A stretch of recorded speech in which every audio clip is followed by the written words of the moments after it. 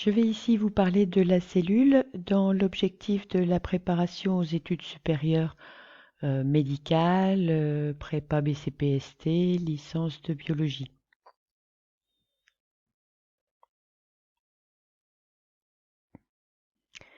Donc en introduction, je me suis dit parler de la cellule. Je vais présenter dans un premier temps des cellules. Et puis j'ai constaté que mes images m'amenaient à pas une cellule, mais des cellules très diverses, des globules rouges ici, et des globules blancs, un neurone ici, un spermatozoïde dont on voit la taille par rapport à l'ovocyte, très différent de forme, de taille, et puis ici une cellule dans un tissu humain. Je me suis dit, il va falloir que je trouve une unité parmi tout ça. Et donc, je me suis posé la question, la problématique pour ce travail, comment la cellule constitue l'unité fondamentale du vivant, même si on voit cette grande diversité ici. Alors, je vous propose le plan suivant. Dans un premier temps, on va voir que la cellule est un espace restreint. Ensuite, que cette cellule est au contact avec son environnement. Et enfin, que la cellule est entourée par une membrane plasmique qui remplit de nombreux rôles. Alors tout d'abord, pour débuter l'idée de la cellule, un espace restreint, un schéma très simple d'une cellule, pour moi une cellule c'est un noyau, une membrane plasmique, un cytoplasme. Dans ce cytoplasme, on trouve un liquide avec des molécules, c'est le cytosol, et des organites divers et variés. Et donc ça nous amène à parler d'un espace compartimenté pour la cellule, puisqu'il y a tous ces organites qui vont jouer divers rôles. Donc en grand A, l'espace compartimenté, donc compartimenté à cause de différents organites. Alors on aura des organites limités par une membrane, limités par deux membranes ou limités par une enveloppe. Alors on voit ici sur cette image, qui est l'image d'un fragment de cellules, que l'on a le noyau délimité ici par l'enveloppe nucléaire, donc le noyau de ce côté, et le cytoplasme au sens large ici. Donc dans ce noyau, on trouve un nucléole, et ce noyau est délimité par deux traits qui correspondent aux deux traits des organites qui se trouvent juste après. Et donc ces deux traits, ça veut dire deux membranes, et deux membranes, c'est ce qu'on appelle une enveloppe. Donc le premier organite limité par une enveloppe, c'est le noyau. Au passage, on enlèvera le S à limité, puisqu'il y a un seul organite limité par une enveloppe, c'est le noyau. Je vous disais donc, au-delà du noyau, on observe en continuité avec celui-ci des organites limités par une membrane. Eh bien, c'est ce que l'on appelle le réticulum endoplasmique. Et ici, ce réticulum endoplasmique, c'est pas facile à voir, mais il est parcouru de petits points, et donc on l'appelle réticulum endoplasmique rugueux, RER, ou encore réticulum endoplasmique granuleux, REG. Ce réticulum endoplasmique est le lieu de la synthèse des protéines, et plus précisément la deuxième étape de la synthèse protéine, qui est la traduction, c'est-à-dire le passage de l'ARN messager au polypeptide, qui se fait donc au niveau des ribosomes, qui sont, pour la plupart, mais pas tous, posés à la surface de ce réticulum endoplasmique. On a ensuite d'autres espèces de saccules qui sont visibles ici, mais que l'on verra mieux sur une autre photo, qui correspondent à l'appareil de Golgi, avec un G majuscule, c'est Monsieur Golgi, un Italien qui lui a donné son nom. Cet appareil de Golgi a une fonction notamment dans la maturation des protéines et c'est-à-dire l'acquisition de leur structure fonctionnelle, donc leur forme dans l'espace qui va leur permettre d'assurer leur fonction. On voit également des choses arrondies et avec des membranes transversales, ici, là, encore ici ou ici, que sont les mitochondries, mais on va mieux les voir dans une prochaine image. Donc voilà ici la différence entre le réticulum endoplasmique granuleux, REG, donc avec les points à sa surface qui sont des ribosomes, et le réticulum endoplasmique lisse qui ne présente pas ces points à sa surface. Le réticulum endoplasmique lisse, lui, est impliqué dans la synthèse des lipides. Ce nouveau document nous montre de plus près l'appareil de Golgi qui est présenté ici en 1. Donc c'est une série de saccules, on parle de dictyosomes, qui sont superposés les uns aux autres. On en voit un dictyosome ici, un autre ici, un autre là-haut, qui nous montre que les protéines vont migrer d'un saccule à un autre au cours de leur maturation.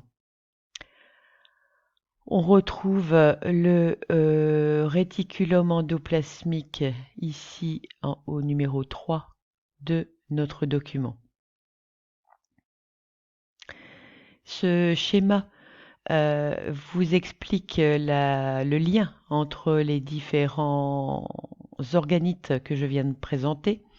Donc le réticulum endoplasmique rugueux qui fait la jonction avec l'enveloppe nucléaire, des vésicules de transition qui vont permettre de faire le lien avec l'appareil de Golgi. Appareil de Golgi en 3 zones, zone 6, zone médiane et zone trans, qui vont se passer, entre guillemets, les protéines en cours de maturation. Et enfin, des vésicules qui vont concentrer les protéines jusqu'à des granules de sécrétion qui amèneront à la fusion avec la membrane plasmique pour des protéines qui se mettront dans la membrane ou directement pour une exocytose vers l'espace extracellulaire pour libérer telle ou telle protéine fonctionnelle dans le milieu. Un anticorps, par exemple, pour un plasmocyte. Voilà ici une mitochondrie à plus fort grossissement, donc on voit mieux sa structure. On voit sa membrane externe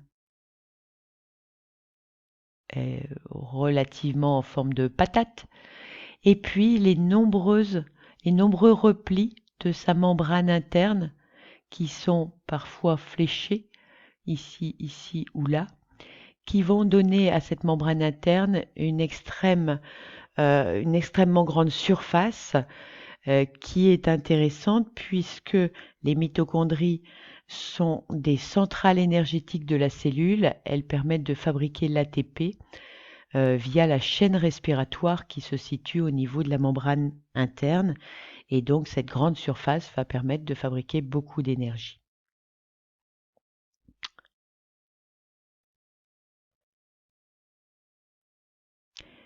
La mitochondrie en schéma, avec ces deux membranes et différents espaces qui sont constitués par ces deux membranes. Donc on a ici la membrane externe de la mitochondrie, ici la membrane interne, ici entre les deux membranes ce qu'on va appeler l'espace intermembranaire, et ici à l'intérieur de la deuxième membrane, la matrice mitochondriale. Et donc ce sont les flux d'ions entre ces espaces qui vont permettre à la mitochondrie de fabriquer de l'énergie. Enfin, dernier élément qu'on avait vu rapidement au départ, le noyau. Alors ce noyau contient un nucléole, c'est-à-dire une zone plus identifiable, relativement arrondie. Alors ce nucléole est responsable de la synthèse d'ARN particuliers qui sont les ARN ribosomiques, donc les ARN qui permettent la fabrication des ribosomes du réticulum endoplasmique ou des ribosomes libres. On a ensuite de l'hétérochromatine, c'est-à-dire de la chromatine qui est dense aux électrons, d'où le fait qu'on la voit bien noire ici, qui se trouve contre l'enveloppe nucléaire. Cette hétérochromatine, comme son nom l'indique, c'est de l'ADN, mais c'est de l'ADN qui est pas transcrit, donc les gènes ne sont pas actifs parce que pas accessibles pour la transcription et traduction. Enfin, on a le chromatine. Alors cette chromatine n'est pas bien visible parce qu'elle n'est pas condensée. Elle sera condensée lors de la mitose ou lors de la méiose. Et là, les gènes peuvent s'exprimer. Et enfin, cette enveloppe nucléaire n'est pas étanche, elle est parsemée de pores nucléaires qui permettent notamment la sortie des ARN messagers et aussi des ARN ribosomaux qui vont être traduits dans le cytoplasme. Cette vue en 3D, cette maquette en 3D permet de résumer tous ces éléments, donc du noyau vers la membrane. On a également des peroxysomes qui se trouvent ici, qui ont pour but de détoxifier les cellules et par exemple les cellules du foie. Les peroxysomes dégradent 50% de l'alcool que l'on peut ingérer dans le foie. On a donc fait le tour de ces différents éléments, mais on n'a pas encore parlé des molécules. On a parlé uniquement des organites. Et au niveau de ces molécules, on verra qu'il y en a de très importantes. Par exemple, les fibres ou microtubules dont on parlera plus tard. La conséquence de cette compartimentation, c'est tout d'abord une spécificité des cellules et une division du travail. En effet, les cellules sécrétrices vont par exemple être riches en réticulum endoplasmique et en appareil de Golgi, puisqu'elles fabriquent de manière intensive des protéines. Alors, c'est le cas par exemple des cellules qui fabriquent nos enzymes digestives, au niveau des glandes salivaires par exemple. Mais c'est le cas aussi, pour un exemple vu en terminale, les plasmocytes qui dérivent des lymphocytes B et qui produisent les anticorps. Deuxième rôle, ou plutôt conséquence de la compartimentation, le contrôle de l'expression génétique, puisque cette expression génétique va se faire en deux temps. Il y a séparation à la fois spatiale et temporelle de la transcription qui se fait dans le noyau et de la traduction qui se fait dans le cytoplasme. Il pourrait donc y avoir des contrôles de ces deux mécanismes, les uns dans le noyau, les autres dans le cytoplasme. Et enfin, dernière conséquence de la compartimentation, on a des conditions physico-chimiques différentes dans les différents organites et ça peut être très intéressant pour la cellule. Par exemple, l'lysosome qui a un pH très acide, aux alentours de 5, possède des enzymes qui attaqueraient la cellule si elle n'était pas enfermée à l'intérieur de cet espace. Et donc, c'est fort intéressant.